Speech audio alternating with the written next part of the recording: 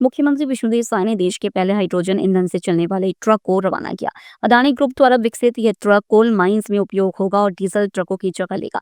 भारतीय और अंतर्राष्ट्रीय तकनीकी साझेदारी से बनाई यह ट्रक 40 टन भार उठाने और 200 किलोमीटर दूरी तय करने में सक्षम है। ये खनन लॉजिस्टिक्स में हरित ऊर्जा की दिशा में बड़ा कदम है। मुख्यमंत्री ने इसे छत्तीसगढ़ की पर्यावरण हितैषी सोच और हरित भारत की दिशा में अहम पहल बताया। देखिए, छत्तीसगढ़ लगातार विकास की ओर अग्रसर है और आज का दिन भी विकास की दिशा में एक नया आयाम जुड़ रहा है।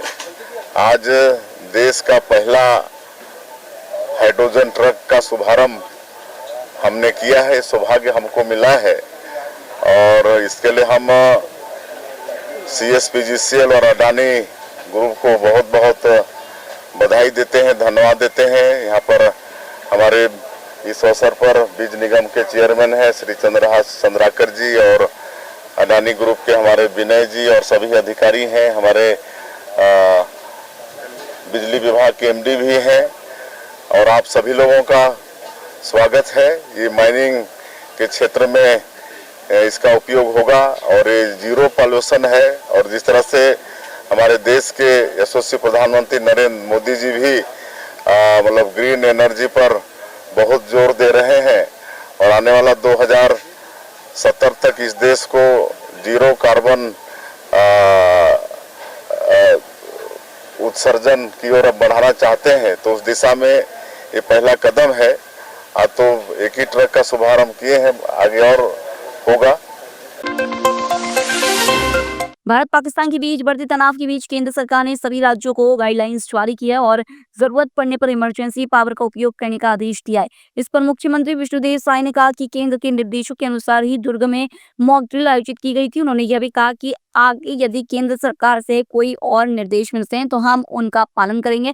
प्रदेश हर स्थिति से निपटने के लिए पूरी तरह तैयार है। जी बिल्कुल, हम लोग तैयार हैं और जिस तरह से निर्देश हुआ था दुर्ग जिले में मॉक ड्रिल का वो किए हैं और लगातार जो भी निर्देश होगा उसका पालन करेंगे और प्रदेश पूरी तरह से मतलब हर स्थिति के लिए तैयार है। भारत पाकिस्तान के बीच बढ़ते तनाव के बीच केंद्र सरकार ने सभी राज्यों को गाइडलाइंस जारी की है और जरूरत पड़ने पर इमरजेंसी पावर का उपयोग करने का आदेश दिया है। इस पर उप मुख्यमंत्री अरुण साव ने कहा कि देश में वर्तमान परिस्थितियों को देखते हुए भारत सरकार से राज्य को दिशा निर्देश प्राप्त हुए जिनका पालन राज्य सरकार द्वारा किया जा रहा है। इसके अतिरिक्त जो एहतियातन कदम उठाने की आवश्यकता होगी वह राज्य सरकार द्वारा उठाए जाएंगे। देखिए, वर्तमान में जो परिस्थितियां निर्मित हुई है तो हर प्रकार से सावधानियां बरती जानी चाहिए और भारत सरकार के जो दिशा निर्देश प्राप्त हो रहे हैं निश्चित रूप से राज्य में उसका पालन होगा और एहतियातन जो भी कदम उठाए जाने हैं वो राज्य सरकार उठाएगी। जिस प्रकार से हमारे सेना के जवान और भारतीय सेना पाकिस्तान के सभी नापाक इरादों को ध्वस्त करती जा रही है और पाकिस्तान अपनी हरकतों से बाज नहीं आ रहा है, ऐसे में भारत की सेना एक तरह से मुंहतोड़ जवाब उन्हें दे रही है और हमारी सरकार, केंद्र सरकार जिस तरह से लगातार परिस्थितियों पर नजर रखी हुई है और एहतियातन जो भी तैयारी करना है प्रदेश में और देश में कर रही है। उप मुख्यमंत्री अरुण साव ने कुम्हारी नगर पालिका कार्यालय का आज औचक निरीक्षण किया। इस दौरान उन्होंने रिकॉर्ड की जांच की और कर्मचारियों की उपस्थिति रजिस्टर और कैश बुक रजिस्टर का अवलोकन किया। इसके साथ ही उन्होंने निर्माण कार्यों, विभिन्न योजनाओं की प्रगति के बारे में जानकारी ली। साहब ने कहा, हमारे कार्यालय को सुव्यवस्थित तरीके से चलाना चाहिए ताकि हम जन अपेक्षाओं पर खरे उतर सकें। कर्मचारियों को समय पर कार्यालय में उपस्थित रहना चाहिए और बिना छुट्टी के कोई भी कर्मचारी अनुपस्थित नहीं रहना चाहिए। इस संदर्भ में उन्होंने अधिकारियों को आवश्यक दिशा निर्देश दिए। नगर पालिका का औचक निरीक्षण किया है। कार्यालय की व्यवस्था, योजनाओं की जानकारी, कर्मचारियों की उपस्थिति और जो चल रहे निर्माण काम, सुशासन तिहार के आवेदनों का निराकरण, इस सब की जानकारी और चर्चा की है। जो अधिकारी कर्मचारी अनुपस्थित पाए गए हैं उनके खिलाफ कार्रवाई करने के लिए कहा है। नगर पालिका का काम ठीक प्रकार से हो, कर्मचारी समय पर उपस्थित रहें, रोज उपस्थित रहें, बिना सूचना का कोई अनुपस्थित न रहे, ये करने के लिए निर्देशित किया है। अटल परिसर का निर्माण हो रहा है, उसका अवलोकन हमने किया है।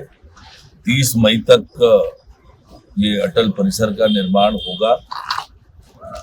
अमृत मिशन का काम चल रहा है, उस काम में गति लाने के लिए कहा है ताकि उसका लाभ कुम्हारी शहर की जनता को जल्दी से मिले।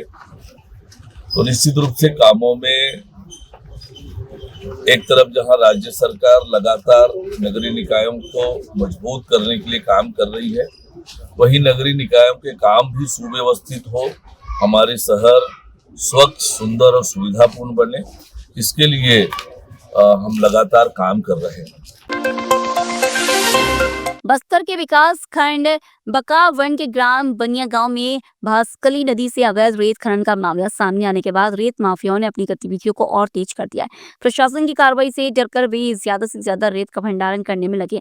जेसीबी ट्रकों और डंपरों की संख्या बढ़ा दी गई है। रेत माफियाओं के कारण नदी सूख चुकी है और जलधारा की दिशा बदलने से किसानों के खेतों में तेजी से कटाव हो रहा है। इसके चलते खेतों की सिंचाई प्रभावित हो रही है और भूजल स्तर भी गिर गया है। ग्रामीणों का आरोप है कि तहसीलदार इस मामले में गंभीर नहीं है और रेत माफियाओं को प्रशासनिक संरक्षण मिल रहा है।